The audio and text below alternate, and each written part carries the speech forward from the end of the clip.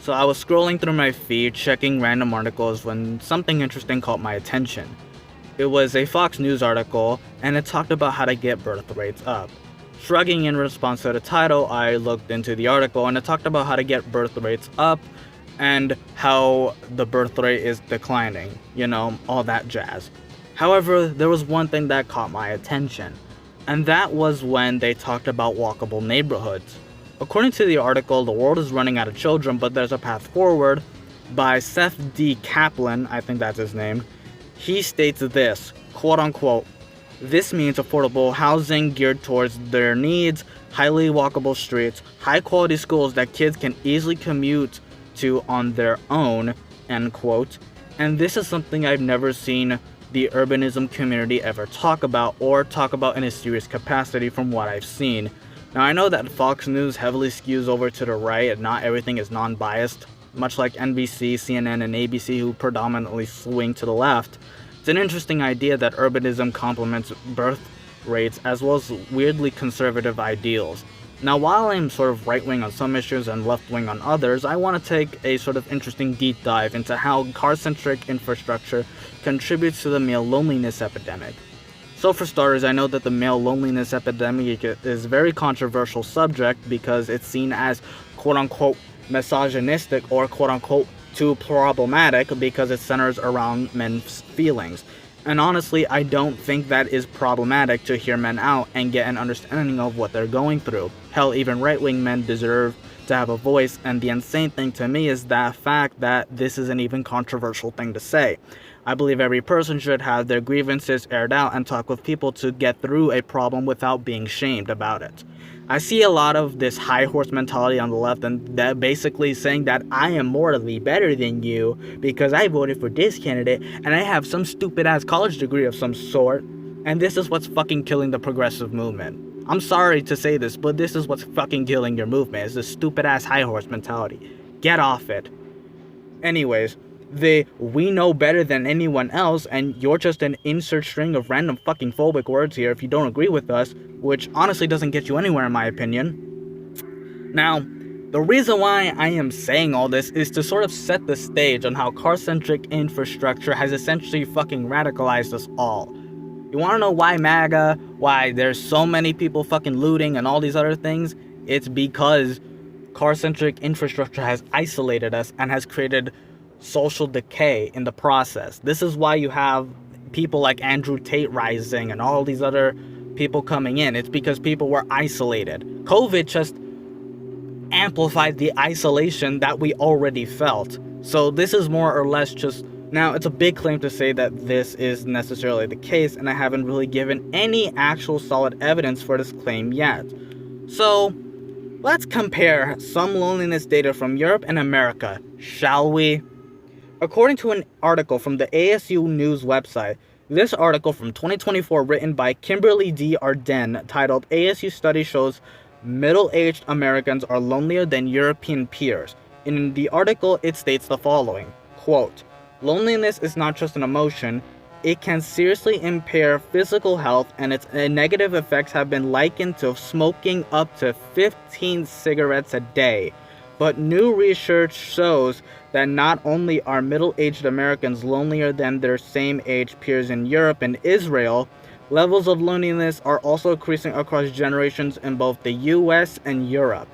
The article goes on to say that middle-aged Americans are experiencing very high levels of loneliness, especially baby boomers. But middle-aged adults in England, Italy, Spain, and Greece are now catching up to their American peers, said Frank Inferna, associate professor of psychology at the Arizona State University, or ASU. Followed by, across all 14 countries, baby boomers reported the highest overall levels of loneliness, but American baby boomers far outpaced their peers.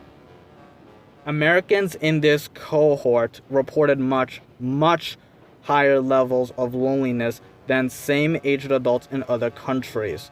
The magnitude of this difference is alarming and is a cause for concern, said Inferna. This is what really led me down this whole rabbit hole of how isolated US men feel due to car-centricity, and this article just proves a correlation, honestly. It really really makes you think about, why are American baby boomers having such a high level of loneliness compared to the European and potentially even Middle Eastern peers? Maybe it's because we designed all of America for solely cars, and we ripped up all of our passenger rail services. Who knows? Maybe it's just all in our heads. But this isn't enough to say for certain that our infrastructure makes men and everyone else more lonely and isolated. For that, we have to look at another article called "I Moved to the US from Europe. There are too many cars and it makes me feel isolated and lonely." This was written by Jordan Pandy from Business Insider, writing about an experience with Ilya Davidov, who moved to America for his college education. The article states, "I bike a lot, and it's a very sketchy place to ride a bike. I've been hit by cars multiple times. Reduced mobility does definitely affect me and contribute to social isolation.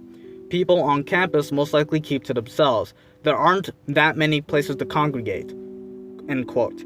The article then goes on to say, if you have reduced mobility, you are less social, you're unhappy, therefore it affects all areas of your life, for me at least. This is according to this article from Business Insider. "It's hard for me to connect. In a typical afternoon, I have a few hours of free time.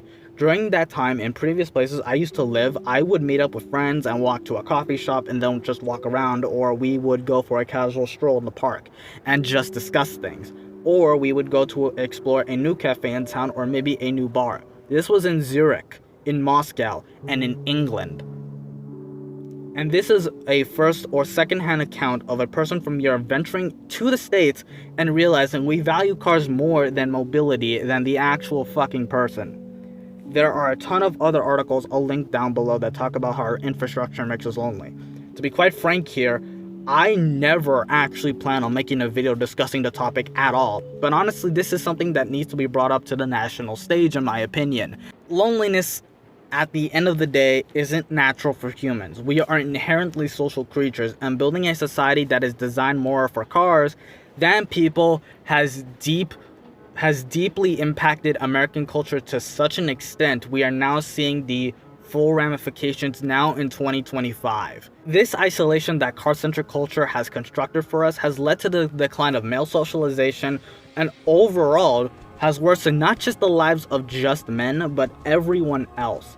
I mainly highlighted men being affected by car-centric infrastructure because no one really ever talks about this subject, and I wanted to use my platform to bring this issue to my audience and perhaps expand the scope of what I cover on this channel to a much wider audience. So, with that being said, thank you for watching this video.